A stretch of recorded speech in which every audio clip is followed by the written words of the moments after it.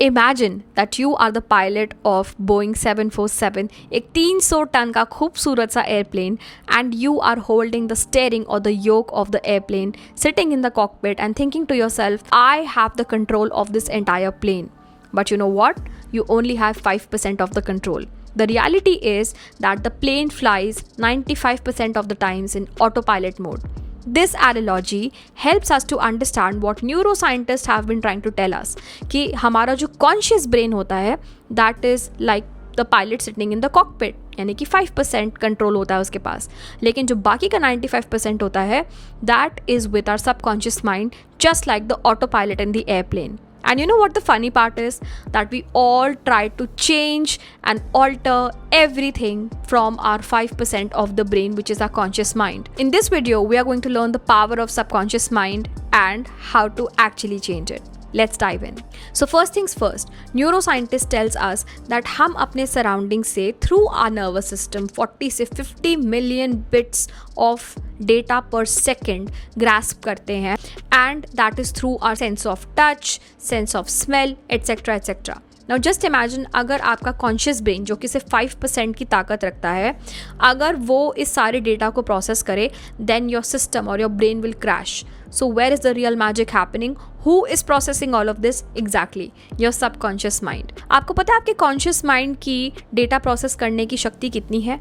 Only 40 bits per second. But you know the power of your subconscious mind? It is 40 million bits per second. Can you see how huge and powerful it is? इसका मतलब ये कि इस time जब आप मेरी video देख रहे हो ना, तो आपके कॉन्शियस माइंड के साथ साथ आपका सबकॉन्शियस भी एक्टिवेटेड है. आपका हार्ट रेट, आपका ऑक्सीजन, आपकी कोई 20 साल पुरानी मेमोरी, सब कुछ एक साथ चल रहा है. This is only possible because of the power of subconscious mind. Now the real question is, if our subconscious mind is a supercomputer, then how does it get programmed? The answer lies in brain waves. Let us understand those one by one. So सबसे पहले होती है हमारी beta waves जो कि 13 से 30 hertz के बीच में होती है. This is usually when you are awake, alert, or you are trying to focus on your work. Second is your alpha wave, which is basically in the range of 8 to 12 hertz. ये आती है जब आप एक relax और एक काम state में होते हो, जैसे आपने हल्की बहुत मेडिटेशन करी हो, आप थोड़ा सा एक डे ड्रीमिंग के जोन में कभी कभी हम चले जाते हैं, तब आती है. And the third one is theta state. This ranges between 4 to 7 hertz, and this is normally when you are in deep relaxation और meditation just before sleep and after you sleep. So this is very important for us. And the last is the delta waves, which is 0.5 to 4 hertz. ये आती है deep sleep में. यहाँ पे आपका healing, repair, everything takes place. Isn't it interesting? But let me tell you something more interesting. You know, एक research हुई थी by Dr. Bruce Lipton.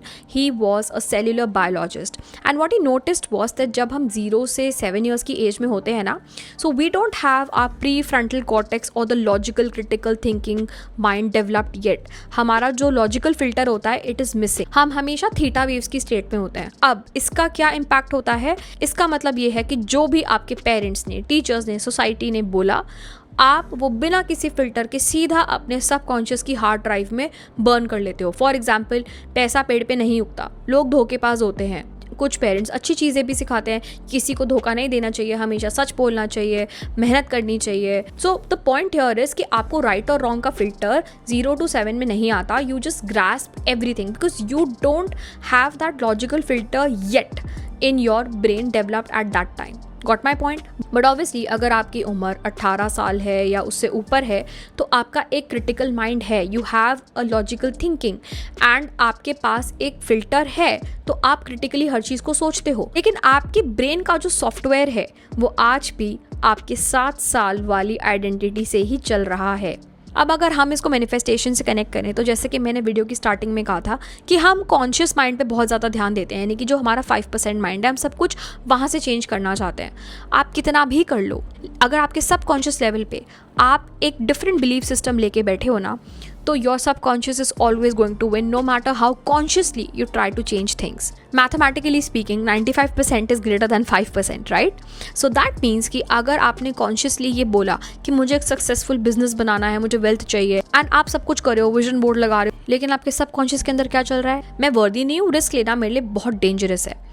इसका मतलब ये कि जब भी आप कॉन्शियसली अपने डिज़ायर को चेंज करने की कोशिश करोगे ना, आपका सबकॉन्शियस हमेशा रेजिस्ट करेगा उसे.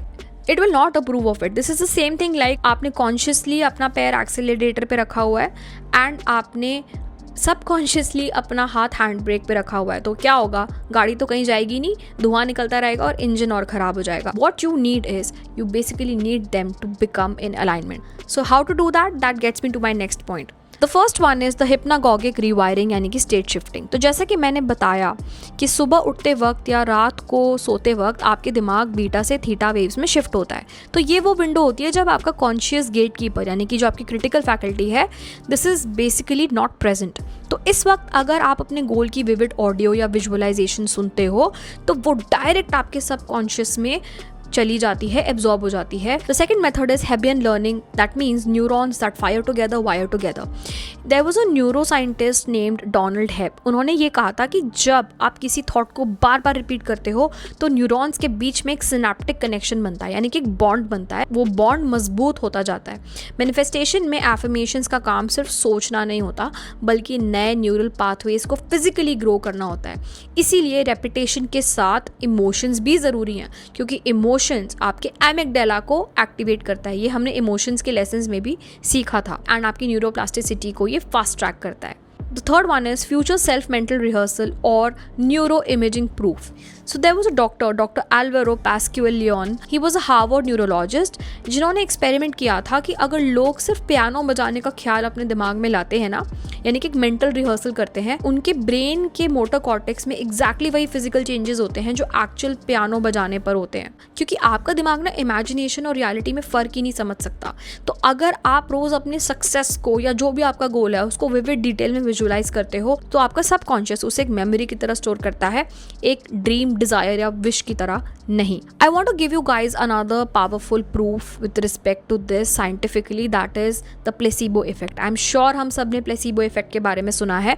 मेडिकल साइंस ये कहती है कि अगर एक पेशेंट को बहुत सीवियर दर्द है और डॉक्टर उसे एक होम्योपैथिक दवाई दे, शुगर पिल, ठीक है, जिसमें एक्चुअली कोई मेडिसिनल प्रॉपर्टीज़ नहीं है, बट अगर वो उसे ये बोले कि दुनिया की सबसे पावरफुल पेन किलर है, तो 35 to 40% केसेस में पेशेंट का दर्द सच में गायब हो जाता है. क्यों? क्योंकि पेशेंट के कॉन्शियस माइंड को लगता है कि दवा मिल गई और उसका सबकॉन्शियस माइंड बॉडी को हीलिंग केमिकल्स यानी कि एंडोर्फिन्स रिलीज करने के लिए प्रोग्राम कर देता है. तो सोचो अगर एक फेक बिलीफ से आपकी बॉडी हील हो सकती है, तो जस्ट इमेजिन कि आपके रिलेशनशिप्स, फाइनेंस, करियर, हेल्थ, ये सब कुछ नहीं बदल सकता. The answer is big big yes, and I have already told you how to do it. दोस्तों एक चीज़ हमेशा याद रखना, manifestation is not magic, though it does look like that, but actually it's a proven science if you do it strategically, carefully, logically, step by step, and if you are consistent enough, you will see the magic for yourself. And remember, if you're trying to change something only on the conscious level, you may or may not get the result. But when you target something subconsciously, it is going to give you miraculous results, as it has for so many other people on this planet. On that note, this was it for the video. Thank you so much for watching it till here. If you enjoyed it, I want you to hit on the like button and subscribe to my channel as well. And one more thing, comment down below, I am reprogramming my mind. I'll see you in the next video. Till then, take care of your universe.